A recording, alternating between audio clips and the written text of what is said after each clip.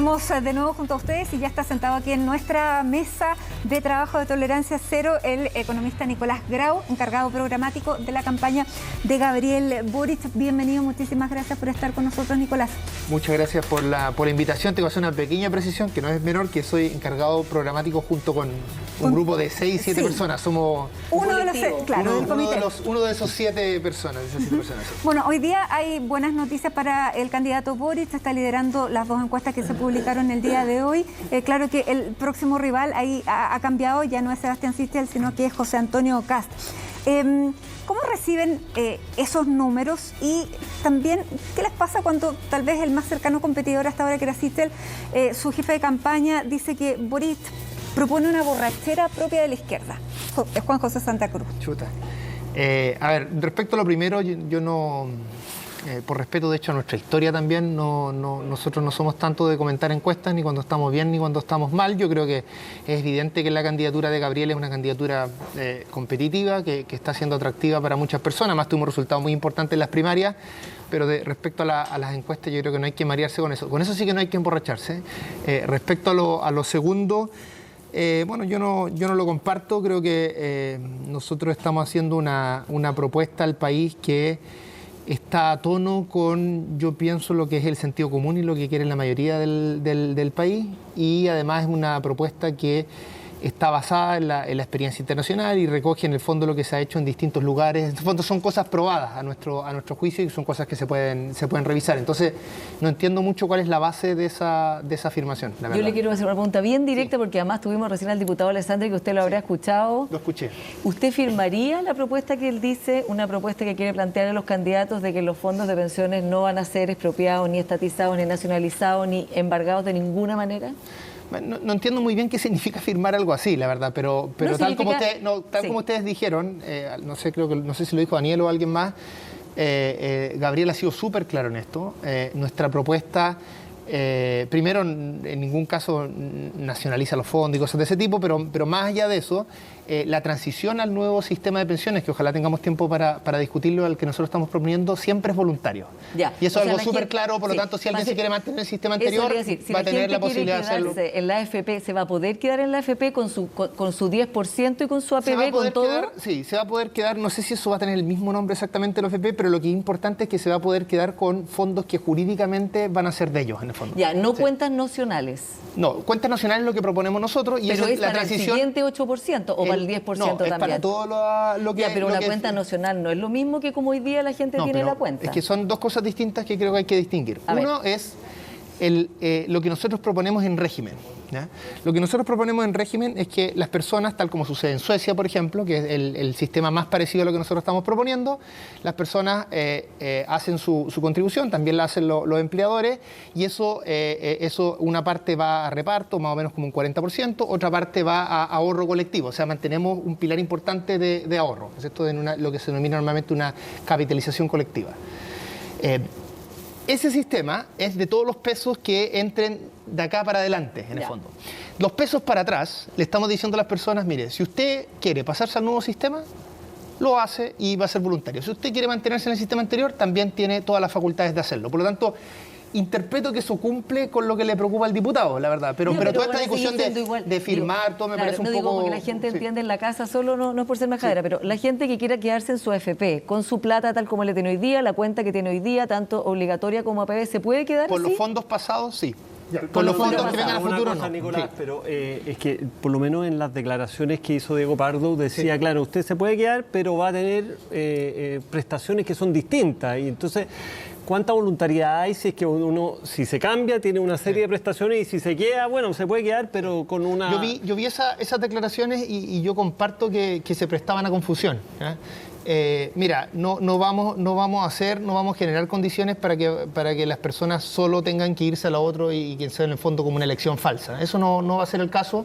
Las personas que, por ejemplo, decidan quedarse van a seguir teniendo acceso a ciertos beneficios que van a estar en el resto del sistema. Pero perdona, dicen fin de las AFP, por lo tanto, si una persona quiere mantener su sistema, va a tener que mantener el sistema en otra, bueno, digamos, es una cuestión que es una cuestión que hay que definir en el fondo. Yo diría más... No, lo que pasa es que el tema es el siguiente. una cosa, como les comentaba antes, es el régimen que nosotros queremos hacer y otro es la transición, ¿no es cierto? Más allá de que nosotros queramos decir, mire, queremos terminar con la FP, si las personas, si hay un grupo de personas que quieren mantenerse con sus fondos, se van a mantener en algo que va a ser muy parecido a la FP, aunque no se llamen FP, ¿no es cierto? Eso es evidente, así que ¿qué podemos hacer? La misma empresa, podríamos decir. Si en el fondo, si uno quiere dar la posibilidad de que las personas que no quieran pasarse a este nuevo sistema, porque tengan desconfianza por la razón que sea, ¿ya? Yo no creo que esas desconfianzas son infundadas, pero las personas tienen derecho a pensar como quieran, ¿no es cierto? Si existen ese grupo de personas, tienen que tener la posibilidad de mantener en un sistema parecido al actual esos fondos, ¿no es cierto? Ahora cuando digo que esto tenga que ser estudiado es porque la FP en muchas cosas funcionan mal. Entonces igual uno podría hacerle cambios a la FP para que las personas que se quieran mantener eso se mantengan en un mejor sistema también. Y esas son cosas que hay que conversar. Pero hay varias cosas que no quedan muy claras. Primero, se entiende que la plata que está hoy día en ahorros individuales la gente puede mantenerlo ahí. Sí. Pero en empresas con fines de lucro como son las actuales AFP, o ese ahorro individual iría necesariamente a ser administrado por el Estado. No, eso todavía no está claro en la No propuesta. está claro, ya. No. Segunda cosa, dice, si una persona quiere mantenerse en el sistema de AFP, quiere mantener sus ahorros individuales, digamos, Sí. ¿tiene acceso a las mismas condiciones del pilar solidario que los demás o no tiene acceso a los mismos beneficios? Sí, yo diría que hasta ahora, por lo menos, nuestra propuesta sí. Lo que pasa es que déjame explicar por qué hay una cierta... Porque lo que decía Diego Pardo sí, era hay una distinto. cierta duda en esto. Hay dos formas, básicamente, de asegurar lo que nosotros estamos proponiendo para el pilar solidario. Déjenme explicarlo porque creo que esto es muy importante para la gente que está escuchando. Las pensiones son muy bajas en Chile, ¿no es cierto? Ese es el problema fundamental. Arreglar las pensiones de las personas que están hoy jubiladas o cerca de jubilar ya no tienen nada que ver con los ahorros, ni con las rentabilidades. Todo eso ya fue, ¿no es cierto? Ese es un problema del diseño anterior, ya no hay nada que hacer. Hay que pensar para el resto del futuro. Entonces, hay dos formas de arreglar esto. Uno es con impuestos, ¿cierto? Y otro es con reparto. Reparto significa que parte de los salarios que cotizan las personas se ocupan en pagar pensiones de las personas que están actualmente jubiladas. No hay otra forma de hacerlo. Nosotros proponemos una combinación de estas dos cosas. Proponemos aumentar el gasto fiscal y también proponemos que una parte de este como 18% que se va a cotizar en total, de la parte de los empleadores y la parte de las personas en el fondo, una parte se vaya a reparto y otra parte se vaya a capitalización colectiva. Entonces, una de las grandes cosas que estamos haciendo es decir, mire, la pensión de hoy día, que es un poco más, 100 y tantos mil pesos, la vamos a llevar por lo menos a 250.000 pesos. Ahora, hay dos formas de hacer eso, que es el pilar no contributivo que se hace con cargo al fisco. Una forma es decir, esto va a ser para todas las personas. Universal. Universal. ¿Ya?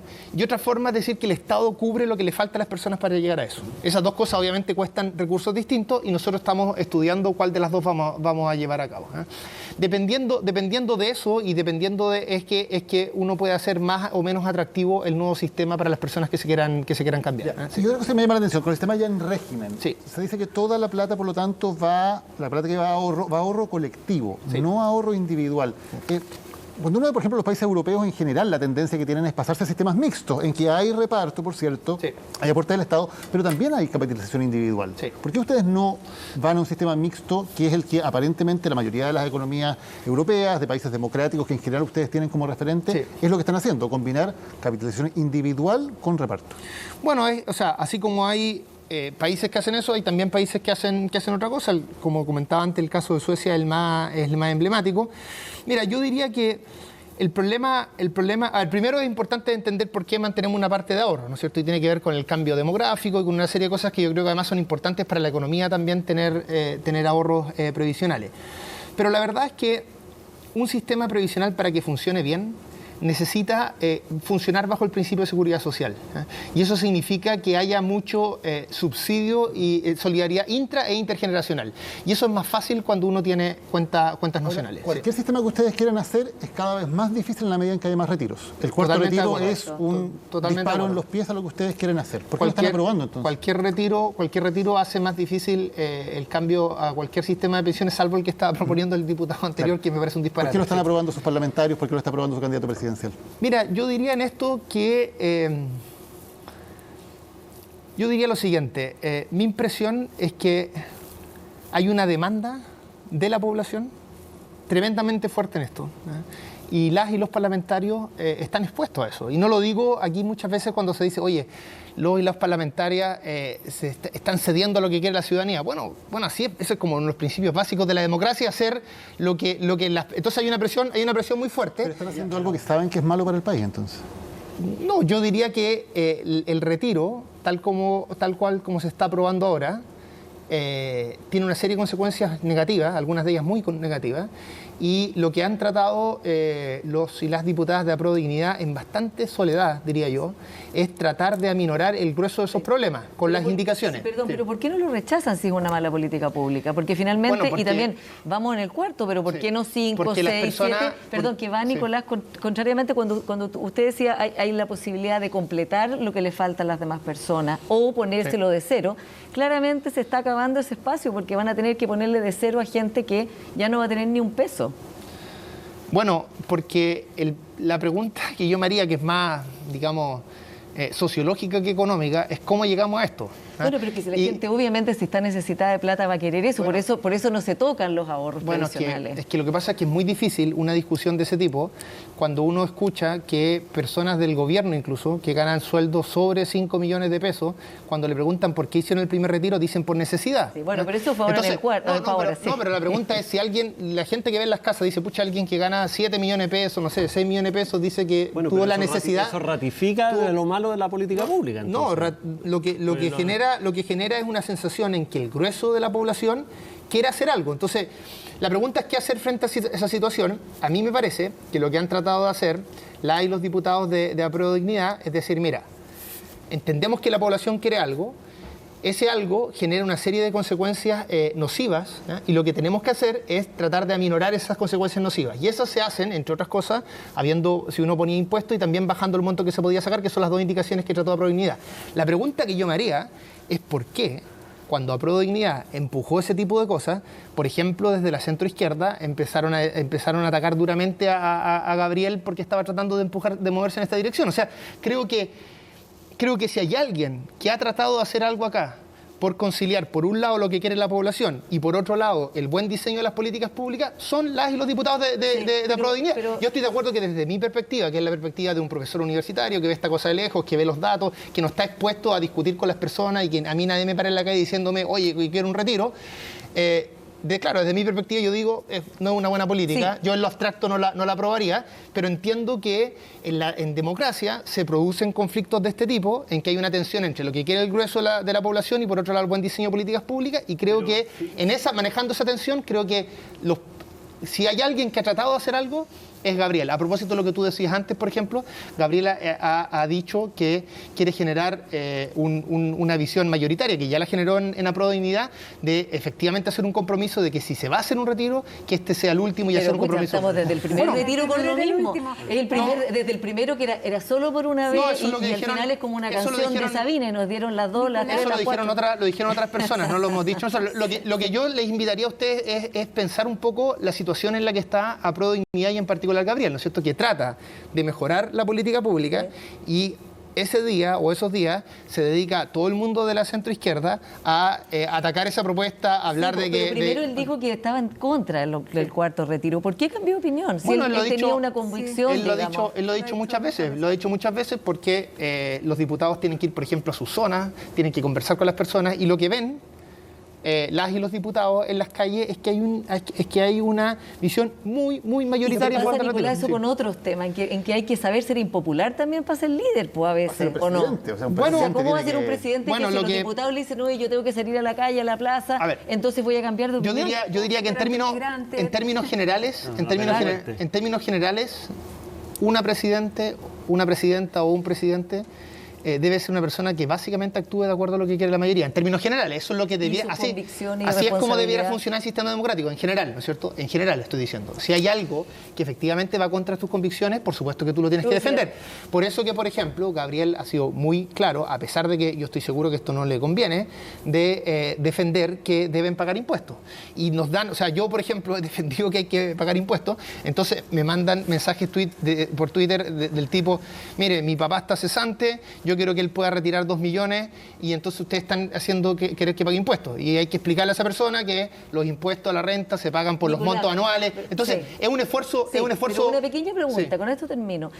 Pero eso de que en el fondo los presidentes tienen que hacer lo que quieran la mayoría... No, lo dije siempre, pero es que por favor, por ejemplo, como lo dije yo lo dije que en la mayoría de las veces, en un sistema democrático, lo razonable es que se actúe de acuerdo a lo que piensa la mayoría. Y resulta que las encuestas dicen que muchas personas, quizás una mayoría, está contra los migrantes y querrá expulsarlos mañana con los overoles blancos. ¿El presidente Boric va a hacer eso? No, porque eso va contra sus principios. Y esto no va contra sus principios, hacer una política pública que aumenta la inflación, sube las tasas, va contra su propio proyecto de pensiones. Lo que hizo justamente las indicaciones es que atenuaban todos esos problemas que tú estás señalando. Pero no solucionar el problema. No, lo solucionaban, si se hacían esas distintas indicaciones en su completitud, lo solucionaban bastante. Pero al final se votó sin las indicaciones. Bueno, pero no por culpa nuestra, para que lo sepan las personas.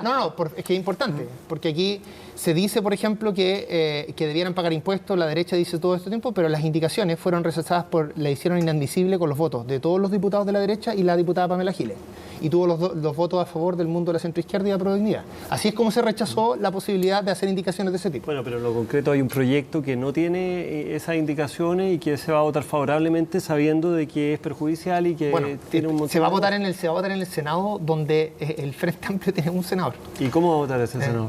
No, lo desconozco, me imagino que en términos generales a favor, pero también me imagino que él va a tratar de reponer esas indicaciones con el poco peso que tiene el Frente, no solo el Frente Amplio, sino la Prodignidad. Nicolás, quería hacer preguntas cortas con respuestas cortas, como hace la Mónica, ya que no está acá, pero ¿cuál es el referente que tienen ustedes como en temas económicos a nivel de países?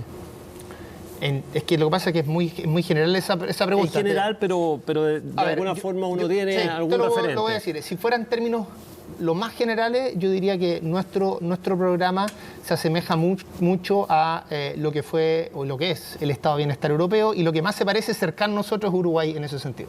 Ya, y segunda pregunta corta. De los 30 años, porque yo leí el programa y sale en muchas partes, hay que superar el modelo, hay que cambiar el modelo neoliberal. Pero sin embargo el modelo tiene éxitos que son incontrarrestables, ¿cierto? O sea, la disminución de la pobreza, hasta el coeficiente de Gini mejora, digamos, acceso al agua potable, alfabetización, un montón de cosas. ¿Qué es lo que habría que mantener del modelo? Bueno, una pequeña precisión que es de mi materia de estudio: la desigualdad no se ha disminuido en Chile si uno lo estudia bien. El 90% a lo mejor pero el coeficiente de Gini... No, es que el coeficiente... Bueno, es un tema más técnico. Lo que pasa es que eso se calcula con la CACEN y la CACEN no captura bien los ingresos. No captura bien los ingresos de las personas de más alto ingreso. Uno podría pensar que en Latinoamérica se capturan peor que en Chile, digamos. Entonces, en comparativa... Está bien, es un detalle más académico, pero igual voy a responder tu pregunta, que es una pregunta muy, muy importante. La respuesta corta es que hay muchas cosas que nosotros no queremos cambiar.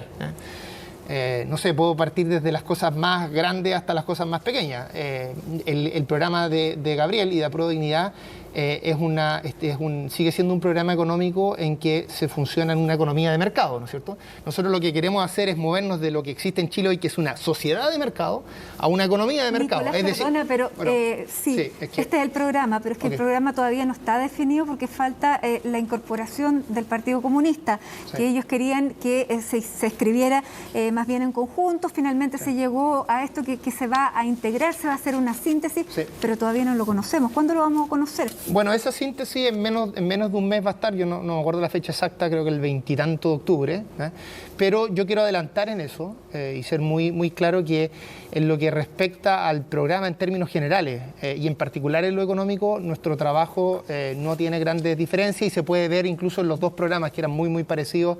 No solo era parecido el programa de Daniel con el programa de Gabriel, sino que también era parecido estos dos programas con el programa de Narváez.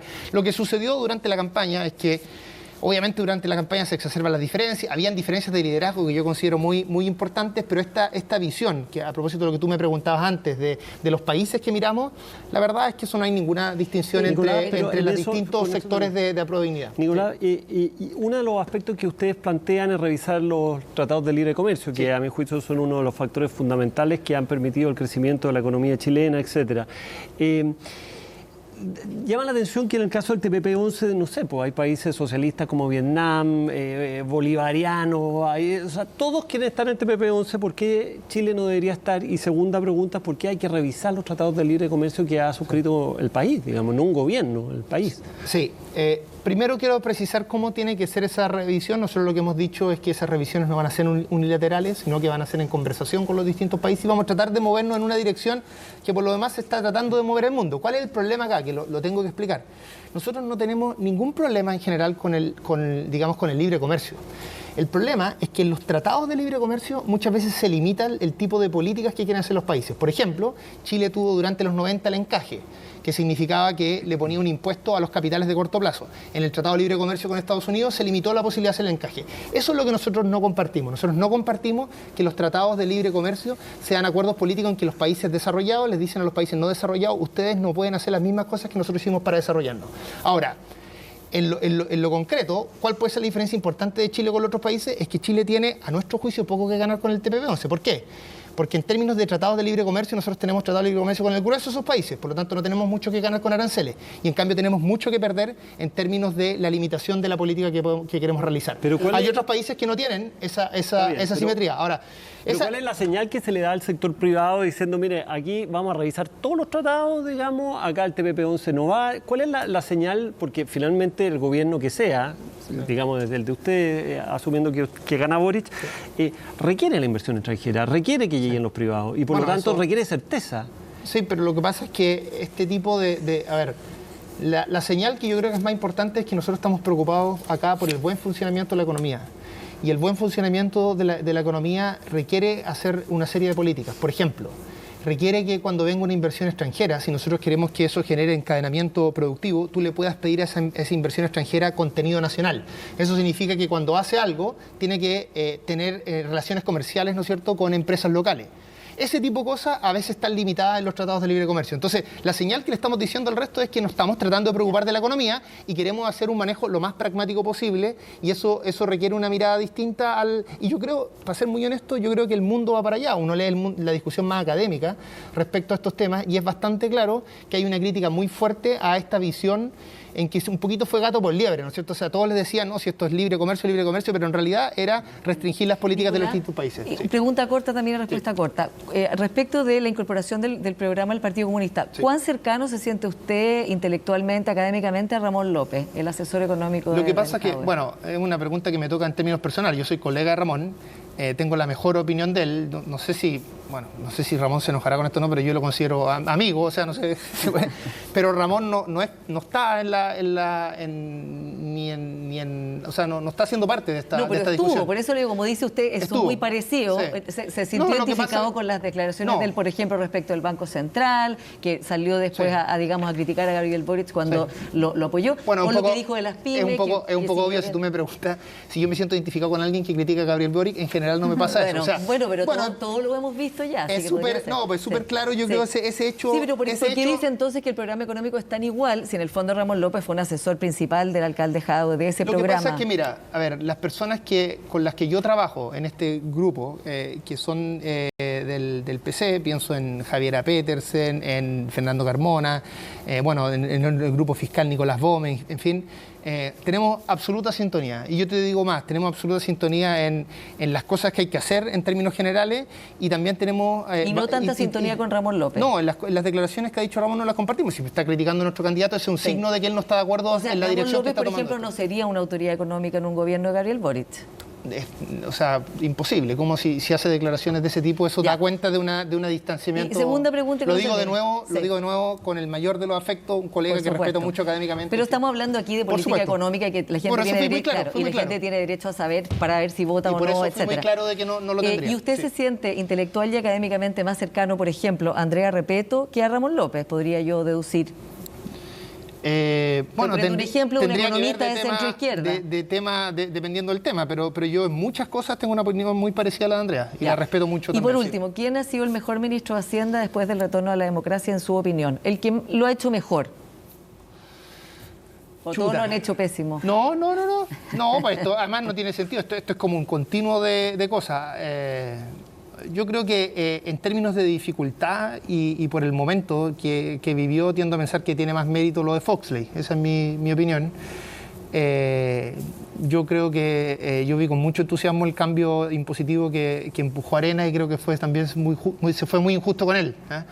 No sé, eso por ahí iría no, como te imaginarás, Foxley es una persona de la democracia cristiana, yo no me siento cercano a él políticamente, pero creo que fue un momento difícil y que se fue más pragmático de lo que se fue después, finalmente. Nicolás, tengo una duda de las pensiones para aclararla inmediatamente. Adelante. Porque es bien importante la diferencia que ese porcentaje de personas que tiene fondos en la AFP y que la va a llevar a algo que no se llama AFP, ¿cómo no tienen definido si ese ente va a ser público o privado? No, perdón, lo que estaba... No entendí la pregunta. Si las personas que se cambian a un nuevo sistema, ese es un sistema público, autónomo, que tiene una serie de reglas, en fin. A propósito, es bien importante porque que sea autónomo, toda esta preocupación que tiene el diputado Alessandri no corre en el fondo. O sea, el Estado no tiene ninguna posibilidad, el gobierno no tiene ninguna posibilidad de pegar manotazos ahí. Pero lo que no se va a llamar AFP, pero la persona que quiere seguir manteniendo su ahorro individual ahí...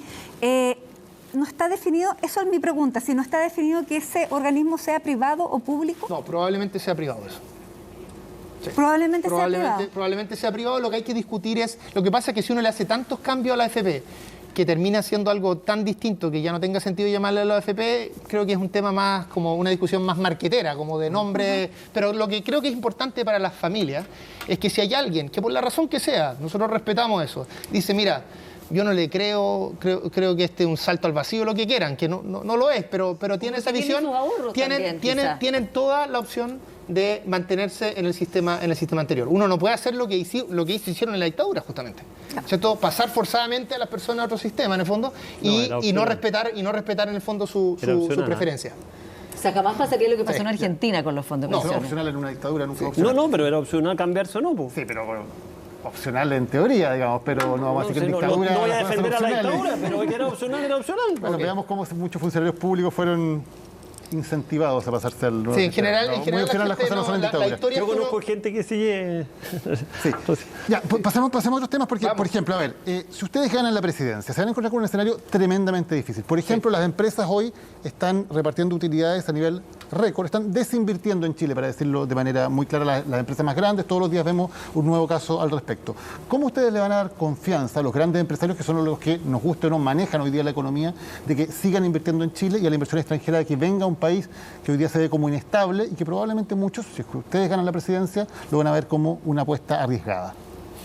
Yo diría que hay dos dimensiones acá. Lo primero, y de mediano y largo plazo, que es muy importante, es que para que un país tenga estabilidad necesita tener cohesión social, ¿cierto? Necesita tener personas, que las personas estén tranquilas, y que no existan bases materiales, digamos, objetivas o razones objetivas para que ocurra algo como lo que sucedió en el estallido. Y toda nuestra política de derechos sociales, bien financiada con impuestos y también con crecimiento, apuntan justamente a generar esas condiciones. Y eso, claro, en 6 meses, en un año no sirve eso, pero sí sirve en 10. Entonces eso es una cosa que es importante. Y lo segundo es que nuestro programa apunta a algo que es fundamental, y es qué es lo que uno tiene que hacer en la economía para enfrentar la crisis climática, que es un tema probablemente el más importante que nosotros enfrentamos como generación. Y enfrentarlo, cuando uno lee las distintas, tanto el mundo científico como el mundo más de la economía, en fin, se da cuenta que es súper claro que la economía chilena, como todas las economías del mundo, van a requerir hacer grandes transformaciones, grandes procesos de inversión, una adaptación hacia cómo enfrentar la crisis climática. Y eso va a ser una gran oportunidad de negocio también, porque requiere una articulación público-privada, ¿cierto?, de moverse en una dirección tan rápida como tal vez nunca ha existido ni en Chile ni en el capitalismo en general. Y cuando y eso, si uno lo coordina bien, por ejemplo, a través de nuestra banca de desarrollo que estamos proponiendo y otras propuestas más, eso va a generar, como decía antes, muchas oportunidades. Y además el Estado tiene la capacidad de reducir incertezas que son, yo diría, consustanciales de la actividad empresarial. Déjame dar una... Es que esas son metas, pero hay una pregunta de ¿cómo lo hacen? Porque en el fondo daría la impresión de que cuando lo comparamos, por ejemplo, con la concertación cuando llegó al gobierno, que se habían preparado con equipos técnicos muy competentes, muchísima gente en el primer nivel económico, da la impresión de que al Frente Amplio o a Prueba de Dignidad les falta todavía un poco de consistencia en términos de los equipos técnicos que tiene. ¿Les faltan, deberían ir a buscarlo, por ejemplo, a gente que trabajó con la exconcertación? O sea, a ver, bueno, son dos cosas distintas. Déjame primero dar un ejemplo muy breve de lo que te quería decir antes. Imagínate que tú quieres mover la economía a la electrificación, quieres que el transporte sea eléctrico y no a través de combustibles fósiles. Si tú como Estado dices, nosotros a tal año no vamos a tener más autos de combustible, eso genera certeza a los privados que quieren invertir en electrificación, ¿no es cierto? Porque les asegura demanda. Hay muchas formas de ese tipo en la que tú lo que haces es, con una buena coordinación público-privada, terminas generando, reduciendo las incertidumbres. Claro, hay cosas de los privados, hay cosas que a los privados no les van a gustar de nuestro programa. Nosotros promovemos la negociación colectiva, queremos subir los impuestos, eso no le va a gustar. Pero también hay cosas que sí le van a gustar y van a generar estas oportunidades en el fondo para el mundo privado. Ahora, ¿para un desafío tan complejo como el que se requiere gobernar un país o necesitan abrirse, por ejemplo, los equipos de la exconcertación? Bueno, iba a ir a esa pregunta. Yo creo que... Un minuto. Sí, yo creo que es claro que en las dificultades que estamos, o sea, dada la dificultad de lo que nosotros queremos hacer, que nosotros tenemos que estar abiertos a trabajar con gente que ha tenido, digamos, que ha tenido otras visiones antes, ¿no es cierto? Y nosotros lo estamos haciendo. De hecho, en nuestros equipos programáticos se ha sumado mucha gente que estuvo en candidaturas anteriores y nosotros lo acogemos y lo valoramos porque somos muy conscientes, somos conscientes de que las cosas que estamos proponiendo se han hecho antes, las hemos estudiado bien, nosotros somos gente bien preparada, pero también somos conscientes que la juventud, que tiene cosas muy, muy positivas, también nos falta experiencia y falta una serie de dimensiones y yo diría que lo peor sería no ser consciente de aquello. Y por tanto hemos hecho un trabajo muy con mucha proactividad de nuestra parte, de apoyarnos también, de buscar otras miradas, de conversar mucho con gente que ha estado antes en el gobierno y lo vamos a seguir haciendo porque estamos conscientes de que eso es algo importante. Se nos acaba el programa, tenemos nuestro minuto de confianza. Se me quedaron montones de preguntas. A todos se nos quedaron, pero me la pueden mandar a mi correo. Y Nicolás, al final vas a tener todo el minuto, pero vamos a partir con Daniel. Daniel, tu minuto de confianza. Sí, me voy a tomar, yo creo que menos de un minuto solamente para explicar, porque me estaban preguntando algunos por el color de la mascarilla de hoy día. Estamos en octubre, el mes de octubre es octubre rosa. ¿A qué se refiere eso? Cáncer de mama. Es el mes de la conciencia para la prevención y la detección precoz del cáncer de mama, que es una dolencia tremendamente relevante en Chile. Y este es el mes en que todos de alguna manera hacemos nuestro esfuerzo para generar conciencia al respecto, para generar también información. Esta es una dolencia que está incluida en el auge. Mujeres entre 50 y 69 años tienen derecho a una mamografía gratuita cada 3 años.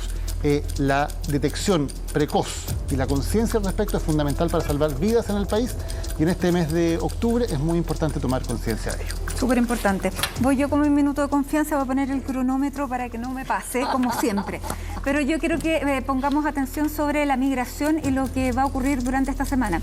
Durante este fin de semana, este sábado, lamentablemente, vimos manifestaciones de chilenos contra migrantes. Esta vez ya no fueron en el norte del país, sino que fueron aquí en la capital. Hubo personas detenidas, hubo personas lesionadas. Vemos la última encuesta CADEM y que él dice la llegada de migrantes a Chile solo para un 35% dice que es una cosa buena, el 56% dice que es algo malo. Es un insumo que puede ser un poco peligroso si estamos en campaña presidencial y electoral.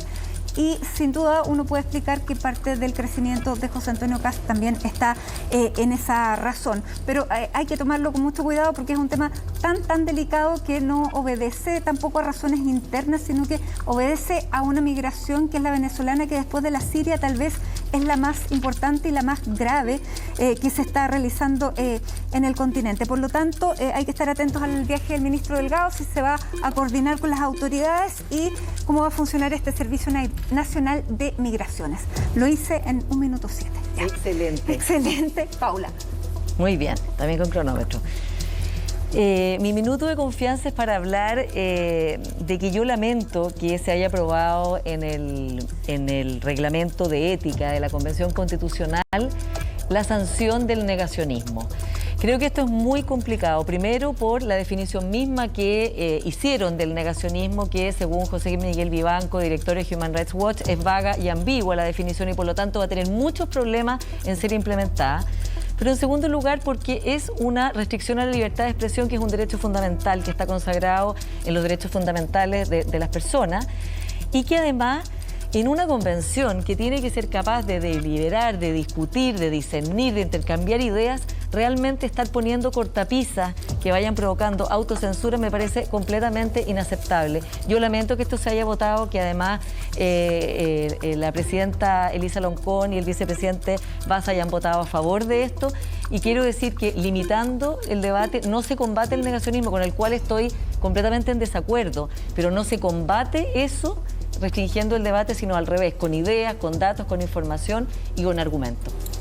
Bien, Paula. Francisco. No puedo estar más de acuerdo, así que estoy que te regalo un minuto para que sigáis un minuto más en esto, porque la verdad es que estoy muy de acuerdo. Yo, voy a usar mi minuto para comentar un poco la política que ha impulsado la alcaldesa de Santiago, Iracy Hasler, en cuanto a dar 1000 permisos más para vendedores ambulantes. Me parece que es una medida, y aquí a lo mejor tenemos al futuro ministro de Hacienda, que yo creo que nos da cuenta un poco desde economía cómo hay gente que en el fondo tiene un tratamiento distinto, que no paga impuestos, que no está sometida a todas las cosas que son propias del comercio establecido, que genera delincuencia, que genera mafias, que genera un montón de cosas, y que lejos de democratizar el espacio urbano, como ha dicho la alcaldesa, lo desdemocratiza, lo lleva hacia abajo, y en ese sentido me parece que como señal es muy mala. Es cierto que los distintos gobiernos comunales han tratado muchas veces infructuosamente de pelear contra el comercio ambulante, pero creo que renunciar a eso, renunciar a la formalidad, renunciar a premiar a quien cumple con todas las leyes y todos los requerimientos, me parece una muy mala política. Gracias, Francisco. Nicolás. Mi minuto es uno de contraste. A mí me indigna mucho la situación que han vivido los migrantes en Chile. Me molesta mucho que el presidente de la República chileno se las dé de patriota al tratarlos de forma indigna, al siempre relacionarlos cuando él habla como si fueran delincuentes, no respetar sus derechos humanos. Y ese mismo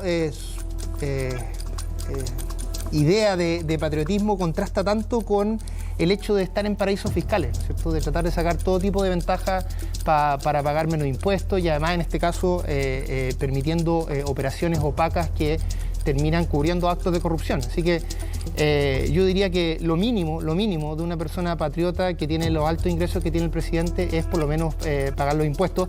Y mi pregunta sería en esto, bueno, ¿qué tiene que pasar en el gobierno?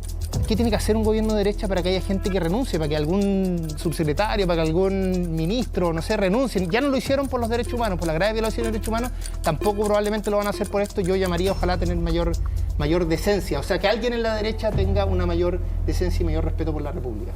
Muy bien, muchas gracias. Nicolás Grau, economista, parte entonces del equipo programático de Gabriel Boric. Muchísimas gracias por haber estado aquí con nosotros en Tolerancia Cero. Gracias a cada uno, Paula, Francisco, Daniel, y gracias por supuesto a ustedes por habernos acompañado esta noche. Nos vemos nosotros en 15 días más. La próxima semana viene Fernando con el equipo. Gracias.